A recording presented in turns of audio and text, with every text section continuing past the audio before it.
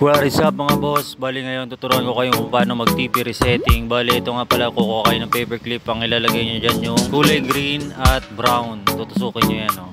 Ginamitan ko lang yan ng paper clip. So ito nakapatay yung engine natin, yung motor. So ang gagawin nyo rito, ipo-full throttle nyo. Full throttle. Ayan. Huwag nyo munang bibitawan yung full throttle, ha. Tapos ang gagawin nyo rito, i-on nyo yung susi. Pero naka full throttle pa rin yan. I-on nyo lang, ayan. Bali ayan, magbiblink yan ng mabilis. Tapos pag nagblink ng mabilis yan, bibitawan nyo yung throttle. Ayan. So mabagal na blink na yung lalabas sa kanya.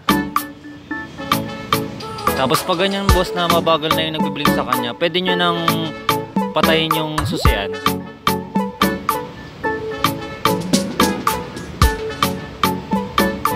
Okay na yan boss.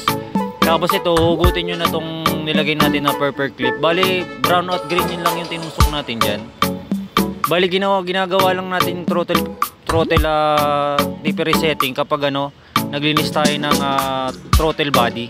Ayan, nilinis ko nga pala yung throttle body nyan. Papaanda rin na natin yung motor. Napakadali lang yan mga boss. Ganyan lang yung gagawin nyo kung sakali.